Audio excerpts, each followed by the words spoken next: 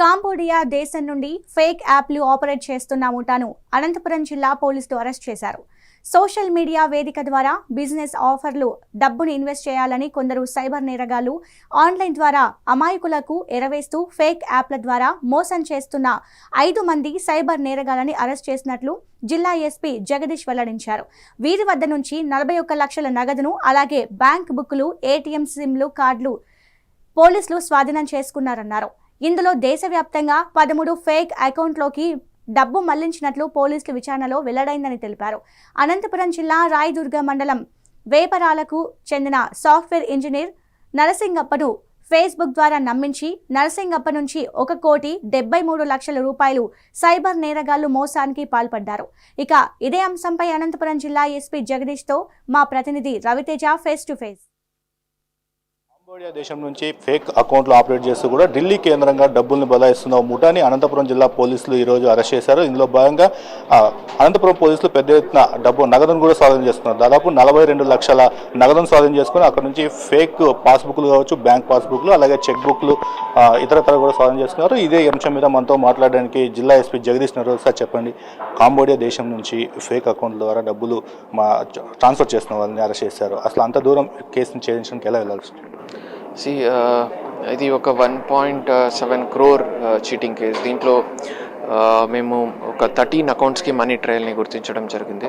So దాని basis మీద మేము వర్కౌట్ చేసినప్పుడు ఫ్యూ అకౌంట్స్ మనకు ఆంధ్రాలో, few Delhi and Rajasthan and Uttarakhand, ఉత్తరప్రదేశ్లో మాకు దొరికింది. సో అకౌంట్స్ ఆపరేటర్స్, దాని వెనక ఉన్న కింగ్ పిన్స్ని మేము ఐడెంటిఫై చేసినప్పుడు ఈరోజు మనం అరెస్ట్ చేసినటువంటి 5 members accused and about 41 lakhs amount కూడా మేము సీజ్ చేయడం జరిగింది, apart from the mobile phones and SIM cards and ATMs and all. అంటే ఈ కేసు ప్రధానంగా ఎలా రిజిస్టర్ అయింది, ఎవరి వల్ల వచ్చింది? ఈ కేసులో రాయదుర్గంకి సంబంధించిన ఒక సాఫ్ట్వేర్ ఇంజనీర్ అబౌట్ 1.7 crores అతను ఇన్వెస్ట్మెంట్ చేసి మోసపోయాను అని చెప్పి మాకు కంప్లైంట్ చేయడం జరిగింది. తను బేసికలీ ట్రేడింగ్ పర్పస్ కోసం ఈ 1.7 crores ఇన్వెస్ట్ చేయడం జరిగింది. ఆ విత్డ్రాల్కి ట్రై చేసినప్పుడు ఆ విత్డ్రాల్ కాకపోయినప్పుడు ఆయన మాకు వచ్చి రిపోర్ట్ చేశారు. So it has happened. మామూలుగా డిజిటల్ యాప్లో కావచ్చు, ఈ ఫేక్ యాప్ల ద్వారా కూడా పెద్ద ఎత్తున సైబర్ నేరగాళ్ళు చాలామంది అమాయకులను మోసం చేస్తుంటారు. అంటే ఇందులో కూడా ఈ ఫేక్ ఏదైతే యాప్ల ద్వారా ట్రాన్సాక్షన్ చేస్తారో వాటిని చాలామంది కంప్లైంట్ కూడా ఇవ్వరు. ఒకవేళ ఇచ్చినా కూడా దాన్ని ట్రేస్ అవుట్ చేయడం కూడా చాలా కష్టం. అంటే ఇంత పెద్ద మొత్తంలో పట్టుకోవడం ఎలా కష్టం? మల్టిపుల్ సోషల్ మీడియా ప్లాట్ఫామ్స్ ఉండడం వల్ల పబ్లిక్ కూడా సోషల్ మీడియాలో బ్రౌజ్ చేస్తున్నప్పుడు వాళ్ళు సజెస్టెడ్ వచ్చిన పేజెస్, లేదంటే అన్నోన్ కాంటాక్ట్ నెంబర్స్ నుంచి వచ్చినటువంటి ఏపీకే ఫైల్స్ దాని మీద లింక్ చేయడం, క్లిక్ చేయడము, ఇట్లాంటివి చేస్తూ ఉంటారు. సో అలాగా తద్వారా మోసపోవడం జరుగుతుంది.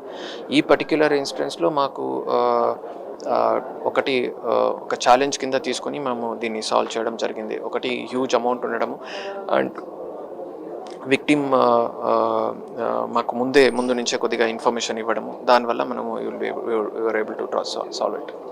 ప్రధానంగా మన దేశంలో ఒరిస్సా, రాగపాట్నా, బీహార్, విజయవాడ, గుంటూరు కేంద్రాలు కాంబోడియా వాళ్ళ అక్కడికి చైన్ లింక్స్ ఎలా ఉన్నాయి? అసలు ఇంత దూరం ఎలా చైన్ లింక్ పెట్టారు? ఇవన్నీ కూడా ఇక్కడ లోకల్లో ఆపరేట్ అయ్యి ఈ అమౌంట్ అన్ని కూడా క్రిప్టో కరెన్సీ కింద కన్వర్ట్ చేసుకొని దీన్ని కాంబోడియాకే పంపిస్తారని చెప్పేసి మనకు దొరికిన ముద్దాయిలో వాళ్ళ కన్ఫెషన్లో తెలియవచ్చింది. సో అదర్వైజ్ ఇదన్నీ కూడా ఒక ఆర్గనైజ్డ్ నెట్వర్క్ కింద పనిచేస్తారు. సో లోకల్గా అవైలబుల్ ఉన్న మ్యూల్ అకౌంట్స్ని వాడుకోవడం జరుగుతుంది. ఫర్దర్గా దాన్ని ఆపరేట్ చేయడానికి కొంతమంది ఢిల్లీలో ఉంటారు. వాళ్ళు ఆ అమౌంట్ని మళ్ళీ వాళ్ళ పైన ఉన్న బాసెస్కి పంపించడం, మళ్ళీ వాళ్ళ నుంచి మళ్ళీ మెయిన్ ఆపరేటర్కి పంపించడం, ఇట్లాగా ఉంటుంది. సో మనం ఇప్పుడు ఓన్లీ 5 మెంబర్స్ని అరెస్ట్ చేస్తాం. ఇంకా ఫర్దర్గా కింగ్ పిన్స్ అరెస్ట్ చేయడం కూడా ఇంకా పెండింగ్ ఉంది. అంటే ఈ చైన్ లింక్ని అక్కడి నుంచి కట్ చేయడానికి ఏదైనా సజెషన్ చేస్తారు? ఇది పబ్లిక్ అవేర్నెస్ అనేది దీంట్లో మెయిన్ ఆస్పెక్ట్. జనాలు ఎప్పటి వరకు దురాశ వల్ల ఉండొచ్చు, ఇగ్నోరెన్స్ వల్ల ఉండొచ్చు, లేదంటే కొన్ని కేసెస్లో లస్ట్ వల్ల ఉండొచ్చు, కొన్ని కేసెస్లో సైబర్ క్రైమ్స్ జరుగుతున్నాయి. సో ఇవన్నీ కూడా మనము కట్టెల్ చేయాలంటే ఫస్ట్ అవసరం అన్నది పబ్లిక్ నుంచి అవగాహన, public presence of mind and common sense. ఇది మన తరపు నుంచి మేము పబ్లిక్ ఎక్సర్సైజ్ చేసినట్టయితే తర్వాత అదర్ స్టేక్ హోల్డర్స్ ఉన్నారు, బ్యాంక్స్ ఉండొచ్చు, గవర్నమెంట్ ఉండొచ్చు, పోలీస్, లా ఎన్ఫోర్స్మెంట్ ఏజెన్సీస్ ఉండొచ్చు. We are also ready to do our work. అంటే పబ్లిక్కి ఈ సోషల్ మీడియా అవేర్నెస్ పైన కావచ్చు పోలీస్ తరఫు నుంచి కూడా ఉంది. అయితే బ్యాంక్స్ ఇలాగా ఇతరత్ర ఎన్బిఎస్ ఈ వీటి ద్వారా ఎలా అవేర్నెస్ కార్యక్రమాలు మీ ద్వారా ఎలా చేయబోతున్నారు? మనము లాస్ట్ ఒక 2 months ముందు ఒక సైబర్ సురక్ష అని చెప్పి ఒక మ్యాసివ్ అవేర్నెస్ క్యాంపెయిన్ కూడా చేయడం జరిగింది. జిల్లా మొత్తానికి ప్రతి విలేజ్ వరకు కూడా మనము ఆటోస్ అండ్ డిజిటల్ వ్యాన్స్ ద్వారా అవేర్నెస్ కలిగించాము.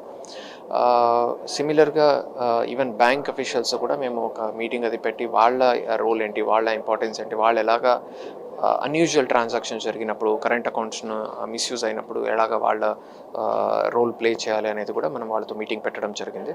ఫర్దర్గా కూడా అవేర్నెస్ క్యాంపెయిన్స్ మనం కంటిన్యూ చేయబోతున్నాం.